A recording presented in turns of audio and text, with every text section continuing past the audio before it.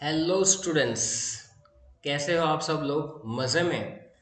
तो चलिए अब हम लोग जो है बेटा डी एंड एफ लॉग के जो एक्सरसाइज के क्वेश्चंस आंसर है उसके अंदर कौन कौन से करने हैं उसके बारे में डिस्कशन स्टार्ट करते हैं। तो बेसिकली आपने अगर वो डिलीटेड क्वेश्चन वाला वीडियो देखा है तो उसके अंदर आपको पता ही होगा कि कौन कौन से क्वेश्चंस करने हैं, क्योंकि आफ्टर रिड्यूस सिलेबस मतलब सारे के सारे आपको करने नहीं हैं। तो यहाँ पर मैं वापस आपको एक बार याद करवा देता हूँ कि कौन कौन सी चीज़ें उसमें है, कौन कौन सी नहीं है। ओके, तो आप अगर इनऑर्गेनिक केमिस्ट्री वाला जो है उसमें ध्यान से देखोगे तो आपको क्लियर आइडिया आएगा। बराबर, तो मेक नोट्स। चलिए तो स्टार्ट करते हैं हम लोग यहाँ से कि हमें ये चीज़ें कौन कौन सी लर्न करनी है, कौन सी नहीं करनी है। बराबर, चलिए तो सबसे पहले जो है यहाँ पर ये चैप्टर के अंदर आपको जो जो क्वेश्चंस, बराबर, जो जो क्वेश्चंस रिड्यूस सिलेबस के हिसाब से, बराबर, केमिस्ट्री में यहाँ पर इस चैप्टर के अंदर, बराबर, यानी ए चैप्टर के अंदर रिड्यूस सिलेबस के हिसाब से रिड्यूस क्वेश्चन कौन कौन से हैं। बराबर, तो सबसे पहले इंडेक्स क्वेश्चन के अंदर तो हमने ऑलमोस्ट सारे देख ही लिए हुए हैं। बराबर, यहाँ पर कुछ कुछ चीज़ें नहीं हैं, बराबर, तो वो नहीं करेंगे। बराबर, चलो हम लोग स्टार्ट करते हैं बेसिक क्वेश्चन से, इलेक्ट्रॉनिक कन्फिग्रेशन से। बराबर है, तो सबसे पहले क्या लिखा है, write down the electronic configuration of. अब ये चैप्टर में आपको फर्स्ट ट्रांजिशन सीरीज के तो सारे लर्न करने हैं। तो आप क्रोमियम है या तो कॉपर है, कोबाल्ट, मैंगनीज, बराबर है, ये कर लेंगे। ये चारों नहीं करेंगे तो चल जाएगा। बराबर, लेकिन मेरा काम है करवाना, तो मैं तो यहाँ पर आपको बता दूंगा। बराबर, तो सबसे पहली बात बेटा यहाँ पर जो निकल के आते हैं कि Cr+3। अब ये जो है मैंने आपको ये सिखाना है, ये आपके एक्सरसाइज के सारे क्वेश्चंस है। बराबर, मान लो कि यहाँ से आपको स्टार्ट करना है, तो आप कैसे स्टार्ट करोगे? तो सबसे पहले फर्स्ट ट्रांजिशन सीरीज जो है उसके सारे एलिमेंट्स पता होने चाहिए। अगर क्रोमियम की बात करूँ मैं, तो क्रोमियम है 24 जिसका कन्फिग्रेशन है आर्गन 3d5 और 4s1। बराबर, 3d5 4s1 के हिसाब से है। Cr+3 अगर करना है तो क्या कर लोगे, यहाँ पर आर्गन करोगे, 4s में से एक इलेक्ट्रॉन जाएगा, दो इसमें से जाएंगे तो 3d3 आ जाएगा। बराबर, तो Cr+3 की इलेक्ट्रॉन कन्फिग्रेशन क्या हो जाएगी, argon 3d3। So that is the first answer, that is the first answer of this question. Cr+3 का कन्फिग्रेशन जो है लिख लोगे। फिर कॉपर प्लस का लिखना है, अब सीधा ही बताऊंगा, देखो ये हो जाएगा argon 3d10 4s0, 3d10 4s0। अगर हमें कोबाल्ट+2 का करना है तो कोबाल्ट का एटॉमिक नंबर पता होना चाहिए, दैट इज 27। तो ये हो जाएगा आर्गन 3d7 4s0। बराबर, इस तरह से। अगर हम लोग मैंगनीज+2 की बात करें तो मैंगनीज+2 जो है वो 25 नंबर वाला है, तो ये आपका बनेगा आर्गन 3d5 4s0। बराबर, इस तरह से। Promethium, cerium, lutetium and thorium ये फिलहाल आपके सिलेबस में है, सिलेबस में नहीं है। बराबर, रिड्यूस सिलेबस में और 2021 के लिए, क्योंकि नेक्स्ट ईयर अगर कोई ये वीडियो देखेगा तो सिर्फ और सिर्फ 2021 एग्जाम के लिए ये आपको करने पहले चार, बाकी सारे करने हैं। तो यहाँ पर सीरियम जो इसका कन्फिग्रेशन जो है वो आप ऐसे लिख सकते हो। बराबर, कोबाल्ट ल्यूटेशियम है, बराबर, थोरियम है। तो इस तरह से आप आसानी से उसका कन्फिग्रेशन लिख सकते हो। बराबर, तो ये क्वेश्चन जो है वो आपको सॉल्व करना है। अगर यहाँ पर लिखा जाए, मान लो कि इसको शॉर्ट में लिखना है हमें, बराबर, मान लो कि इसको शॉर्ट में लिखना है, तो अगर पीएम पीएम बोले तो पीएम का कौन सा बोला है, प्रोमिथियम+3, तो इसके अंदर कैसे करेंगे, तो इसका कन्फिग्रेशन ऐसा लर्न कर लो, जेनॉन 4f4, जेनॉन 4f4 भी आप देख सकते हो बेटा। नेक्स्ट है यहाँ पर सीरियम, तो सीरियम में भी +4 है तो सिर्फ जेनॉन ही बचेगा, बाकी चार इलेक्ट्रॉन निकल जाएंगे। बिल्कुल सही है। फिर है हमारे पास ल्यूटेशियम, ल्यूटेशियम जो है उसका निकल के आएगा जेनॉन, फिर आएगा 4f14 और 5d1। बराबर, और थोरियम जो है बेटा, थोरियम के अंदर +4 का बन जाएगा ये रेडॉन। इस तरह से भी आप इसको लर्न कर सकते हो। नेक्स्ट क्वेश्चन है हमारे पास, why are Mn+2 compounds more stable than Fe+2। अब बेसिकली अगर देखा जाए तो एक्सरसाइज क्वेश्चन के अंदर रिड्यूस क्वेश्चन में ये वाला नहीं करना है आपको, सेकंड, क्योंकि ऑक्सीडेशन स्टेट है नहीं। लेकिन ये क्वेश्चन जो है ना कंसेप्चुअल क्वेश्चन है, ये अगर ऑक्सीडेशन स्टेट इलेक्ट्रॉन कन्फिग्रेशन आती है तो ये हमें आना ही चाहिए। बराबर है, अगर Mn+2 compounds are more stable than Fe+2 तो सबसे पहले आप क्या करोगे, तो यहाँ पर मैं आपको दिखाता हूँ कि Fe का एक कन्फिग्रेशन लिख लो। बराबर है, मान लो मैंने लिखा Fe, तो Fe का नंबर है 26, मैंगनीज का है आपका 25। Fe का निकल इलेक्ट्रॉन कन्फिग्रेशन है आर्गन 3d6 और 4s2, और मैंगनीज का है हमारे पास आर्गन 3d5 4s2। तो हमें पता होना चाहिए कि सबसे ज़्यादा स्टेबिलिटी के मामले में क्या आएगा। तो यहाँ पर अगर आप देखोगे कि मैंगनीज के अंदर से 2 इलेक्ट्रॉन निकल जाएंगे, तो Mn+2 जो है वो बनेगा किसके साथ, argon 3d5 which is more stable, बराबर। और Fe+2 करोगे बेटा, तो ये Fe+2 में रहेगा आर्गन 3d6। तो इन दोनों में से अगर देखा जाए d5 configuration is more stable, and that's why in this answer they are mentioning that कि Mn+2 has a configuration in which d has a 5 electron to go to Mn+3 state। अगर हम लोग Mn+3 में चले जाएंगे तो it is difficult, because third ionisation enthalpy बहुत ही हाई रहती है। कि Mn+3 के अंदर आपको d5 में से इलेक्ट्रॉन निकालना है, तो d5 में से इलेक्ट्रॉन निकालना थोड़ा सा मुश्किल हो जाता है, which is half filled orbital. और वो कम्प्लीटली हाफ फील्ड ऑर्बिटल जो होते हैं वो ज़्यादा स्टेबल होते हैं। कौन कौन से स्टेबल होते हैं बेटा, हाफ फील्ड और completely filled. Okay, so it has very high ionisation energy when we go for. देखो मैंगनीज की बात चल रही है, तो मैंगनीज के अंदर हमें क्या करना है, तो एक चीज़ ये तुम्हारे दिमाग में ऐड कर लो। अगर मेरे को मैं Mn जो करना है, Mn+2 तो तक तो ठीक है, क्योंकि आर्गन 3d5 है। अब इसमें से d5 जो है वो ज़्यादा स्टेबल है, d5 का मतलब 5 इलेक्ट्रॉन इस तरह से रहेंगे, 1 2 3 4 और 5। तो फर्स्ट सेमेस्टर में, फर्स्ट 11th में आपने पढ़ा होगा कि half field is more stable. तो इस केस में d5 और d10 ज़्यादा स्टेबल होगी यहाँ पर। तो ये Fe+3 जो Fe+2 आयन है उसकी कंपेरिजन में Mn+2 ज़्यादा स्टेबल है, क्योंकि Fe+2 में थर्ड इलेक्ट्रॉन निकालना है वो d6 में से निकालना है, और Mn+2 के अंदर d5 में से निकालना है। Fe+2 का भी लगे हाथों लिख ही देते कि आर्गन 3d6 है। तो ये सेंस बनता है इस क्वेश्चन का, इसलिए करना पड़ेगा, बराबर। तो ये क्वेश्चन आप कर लोगे। ऑक्सीडेशन स्टेट नहीं करना है, तो वैसे भी ये क्वेश्चन और ये क्वेश्चन नहीं करना है। Explain briefly +2 state becomes more and more stable in first half of the first row transition elements। First row transition element का मतलब क्या, कि हमारे पास जो ट्रांजिशन एलिमेंट की बात चल रही है यहाँ पर वो कौन से है, तो scandium, titanium, vanadium, chromium, manganese, iron, cobalt, निकल, कॉपर एंड जिंक, बराबर है। ये सारे चीज़ों की यहाँ पर हमारी बातचीत चल रही है, बराबर। तो इसके अंदर जब आप इसका आंसर डिटरमाइन करोगे, बराबर, इसका आंसर डिटरमाइन करोगे तो क्या आ सकता है। तो देखो यहाँ पर क्या है, इसमें होगा 3d1, इसके अंदर होगा 3d2, इसमें होगा 3d3, ये हो जाएगा d5 एक्सेप्शनल, ये भी 3d5, ये भी 3d6, ये 3d7, ये रहेगा 3d8, ये 3d10 और ये 3d10, बराबर। 4s में सब में दो दो इलेक्ट्रॉन हैं, सिवाय क्रोमियम में, यहाँ पर 4s1 और एक यहाँ पर 4s1। ये इसकी इलेक्ट्रॉन कन्फिग्रेशन है। अब हमसे ये पूछा गया है कि +2 ऑक्सीडेशन स्टेट में, बराबर है, +2 ऑक्सीडेशन स्टेट की जब हम लोग बात करेंगे तो किस तरह से इसको हम लोग एक्सप्लोर कर सकते हैं, बराबर है। तो एक्सप्लोर करने के लिए क्या होगा, तो हमें ये करना है कि name transition element which does not exhibit variable oxidation state. तो बेसिकली यहाँ पर एक्सरसाइज का ये जो क्वेश्चन निकल के आता है, with increasing the atomic number, when we increasing the atomic number effective nuclear charge increases. जैसे जैसे हम लोग लेफ्ट टू राइट जाएंगे स्कैंडियम से लेकर जिंक तक, तो इफेक्टिव न्यूक्लियर चार्ज बढ़ेगा after losing 2 electrons from s orbital, बराबर। एस में से 2 इलेक्ट्रॉन चले जाएंगे, और left to right number of protons और इफेक्टिव न्यूक्लियर चार्ज बढ़ जाता है, एटॉमिक नंबर बढ़ता है, आयनिक size decreases which result in the more stability. Ion की साइज छोटी हो जाती है, बराबर है।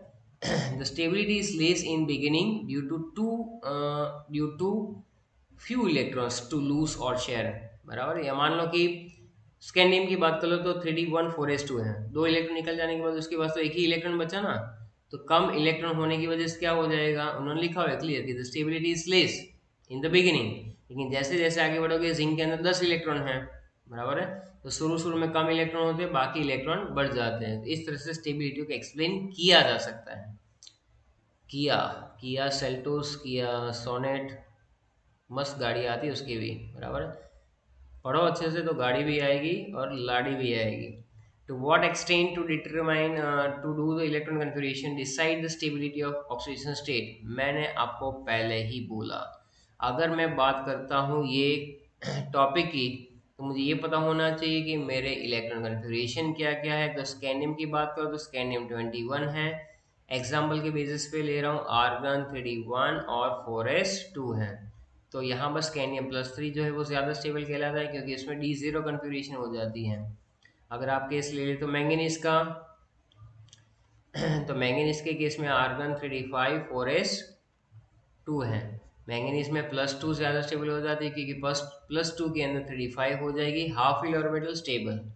कॉपर के केस में Cu+1 is more stable because it has argon 3D10 4s0।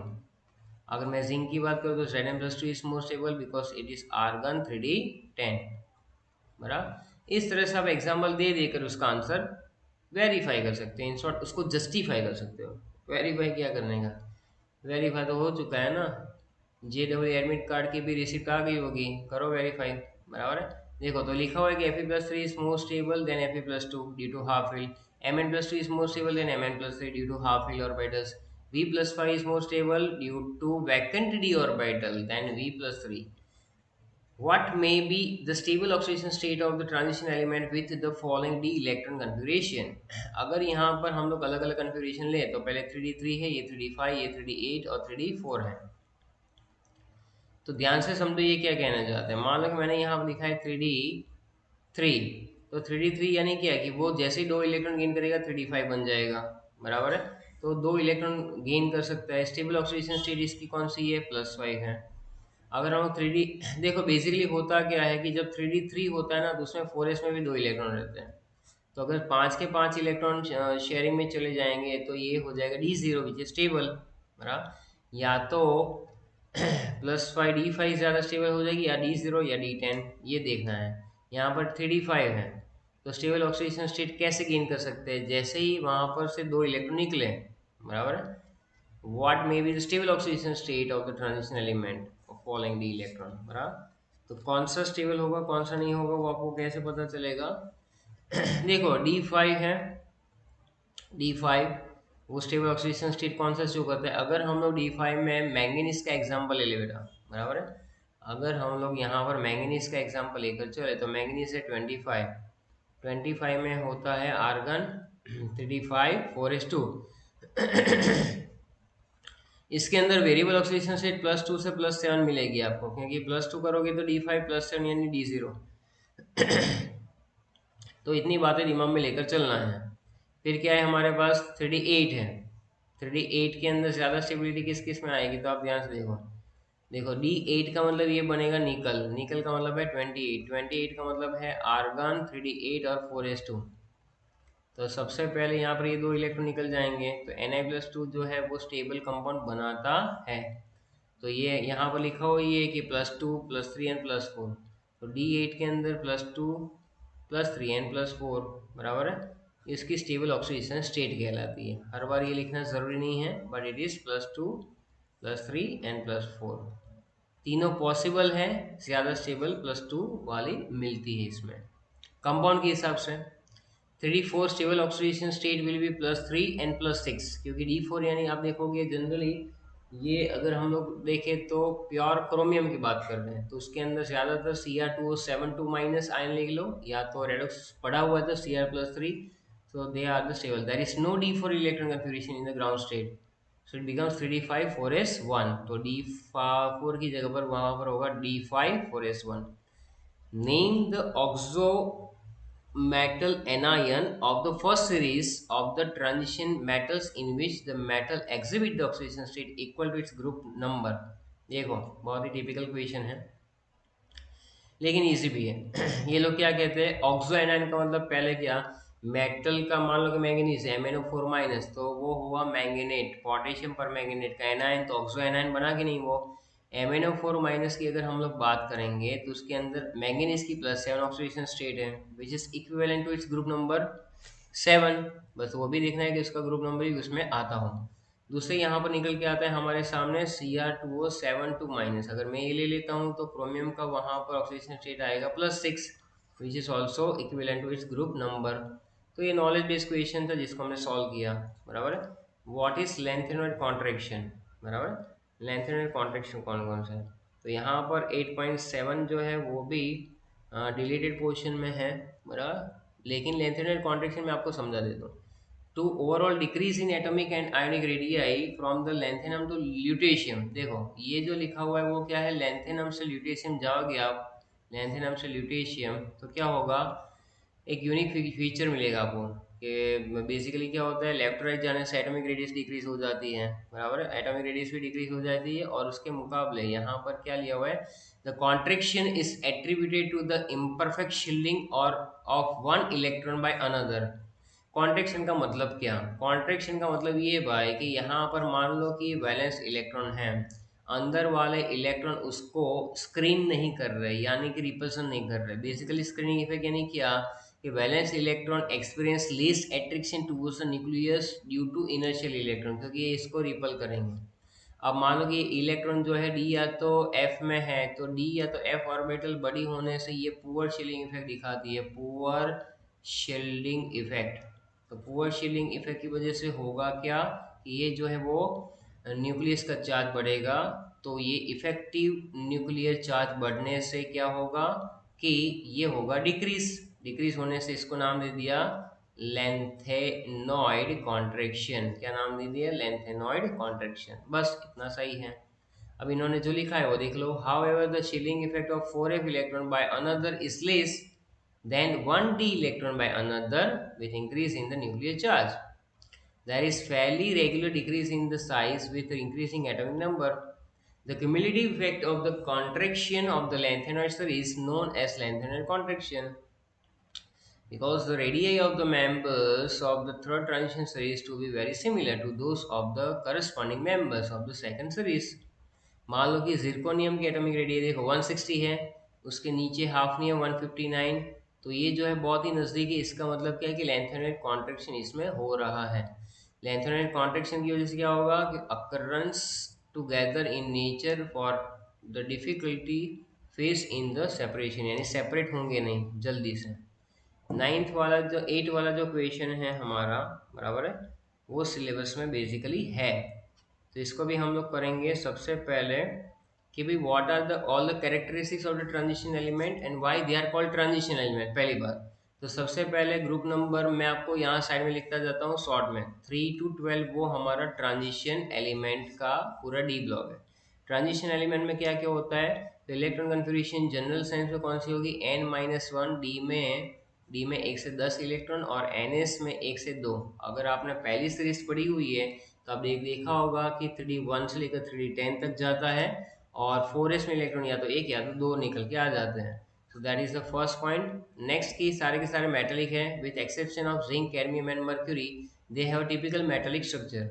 Atomic and ionic size, तो ions of the same charge is given in series, so progressive decrease in the radius.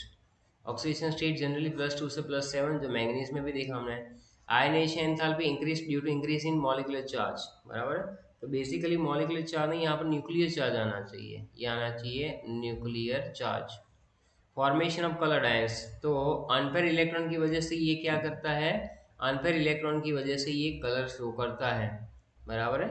Formation of complex compound, तो ये भी इसकी characteristics है, क्यों, क्योंकि that is due to small size and high charge density of metal ions.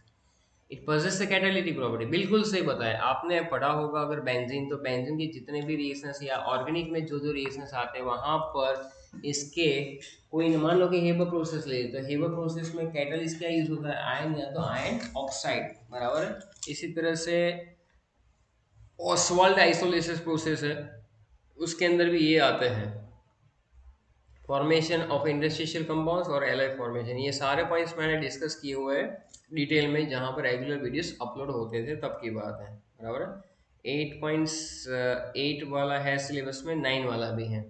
9 वाला जो है वो क्या कह रहा है, जरा ध्यान से पढ़ो। In what way the electronic configuration of transition elements different from the non transition element. ये तो बहुत ही सिंपल सी बात है यार, कौन से सेंस में बता सकते हो कि इसकी इलेक्ट्रॉन कन्फिग्रेशन कौन सी है, n-1 d1 से 10 और n-1 stands for second last shell, and d orbitals may have 1 to 10 d electrons, and n denotes for the valence or the outermost shell, which can have 1 or 2 electrons. So the basic difference in electron configuration of transition metals is that the penultimate shell is incomplete and progressively filled, बराबर, and not the valence shell.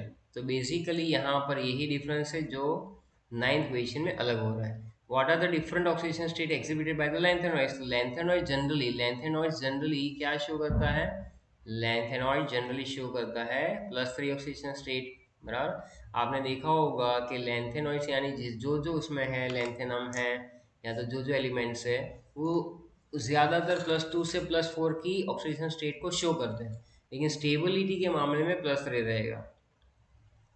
तो लिखा हुआ है clear कि in solid compounds there also obtain Cerium+4, ये सारे, but oxidation state are exhibited due to extra stability of empty half filled और fully filled orbital. क्योंकि जब आप समझाते हो तो उसके अंदर यही चीज़ें घूम फिर के वापस आएगी.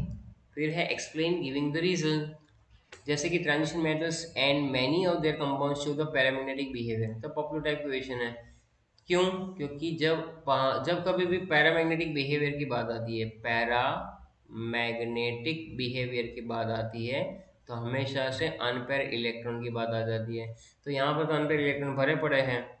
द एंथैल्पी ऑफ एटमाइजेशन, तो पहले का आंसर आप देख लो, यहाँ पर मेंशन है, बराबर, paramagnetism. Paramagnetism it arise due to the unpaired electron, बराबर है. और उसके बाद मैग्नेटिक मूवमेंट मिलती है, magnetic moment associated with its spin angular momentum and orbital angular momentum. For the compound of the first series, बराबर है, कंट्रीब्यूशन जो है वो ऑर्बिटल एंगुलर मोमेंटम का is effectively quenched, and hence it is no significance for this. The magnetic moment is determined by the formula. तो ये भी मैंने आपको सिखाया था कि mu is equal to √n into n+2, which is in which n is the number of unpaired electron, बराबर है, ये है. नेक्स्ट है हमारे सामने the enthalpy of atomisation of transition element metals are high, बराबर. तो इसका आंसर है, तो देखो पहले तो एंथैल्पी ऑफ एटमाइजेशन आपको पता होना चाहिए, जो आपने थर्मोडायनेमिक्स में भी पढ़ा होगा. Because of large number of unpaired electron in their atoms, they have stronger inter atomic interactions. मान लो कि एक एटम है, बराबर है, मैंगनीज. मैंगनीज के अंदर क्या होगा, तो आर्गन है और 3d5 है और 4s2 है. इसमें काफ़ी सारे अनपेयर इलेक्ट्रॉन हो गए ना, 5, तो अनपेयर ही है. तो इसकी वजह से होगा क्या कि इलेक्ट्रॉन इलेक्ट्रॉन के वजह से इतने सारे अनपेयर इलेक्ट्रॉन रहते हैं, इंटर एटमिक यानी एटम एटम के बीच में जो इंटरेक्शन है वो स्ट्रॉन्गर बन जाएगा, मेटालिक बॉन्ड भी बनेगा between this. Okay, so that's why the high enthalpy of atomisation. इसलिए वो एटम्स, एक एटम नहीं सेपरेट हो पाएगा, बराबर है. इसलिए लिखते हैं कि एंथैल्पी ऑफ एटमाइजेशन कैसा है, बहुत ही ज़्यादा रहता है, बराबर. So this is the reason, because unpaired electron and inter atomic forces, बराबर. तो वो चीज़ें आपके दिमाग में क्लियर होनी चाहिए. ड्यू टू प्रेजेंस, तीसरा है transition metal generally form colour compounds. अब मैं आपको खुद समझा देता हूँ. मान लो कि आपके पास जो भी ट्रांजिशन एलिमेंट है, इसमें करना क्या होता है, आपको ये समझाना होता है कि ये डी ऑर्बिटल्स हो रहा है. ये डी ऑर्बिटल्स पहले कैसी होती है, डी जनरेट, 1 2 3 4 5, तो ये एक बक्सा ज़्यादा बन गया, बराबर, 1 2 3, बराबर. चलो फिर क्या करना है, इसको स्प्लिट करना है बेटा, यहाँ से यहाँ, यानी कि नीचे जो ऑर्बिटल्स है, मैंने आगे भी पढ़ाया हुआ है, ये T2G ऑर्बिटल्स है और यहाँ पर ये जो है वो EG ऑर्बिटल्स है. तो मान लो कि यहाँ से एक इलेक्ट्रॉन है, तो एक इलेक्ट्रॉन पहले यहाँ पर आएगा ग्राउंड स्टेट में, फिर वो एक्साइड होकर ऊपर जाएगा. तो यहाँ पर डी ऑर्बिटल में से डी में जंप किया, क्योंकि नीचे वाला जो सेट है वो कैसा है, DXY, DYZ और DXZ, और ऊपर वाला जो सेट है वो DX² - Y² और DZ². तो होगा क्या कि डी ट्रांजिशन होगा, डी में से डी में जंप करेगा जब वो एनर्जी गेन करेगा, इसलिए यहाँ पर ये आएगा कलर कंपाउंड्स. तो यहाँ पर क्लियरली लिखा हुआ है, बड़ा, कि भाई डी ट्रांजिशन की वजह से ये चीज़ें हो रही है.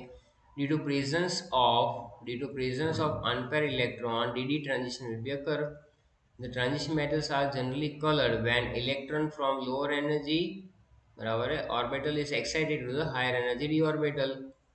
यहाँ पर आना चाहिए डी.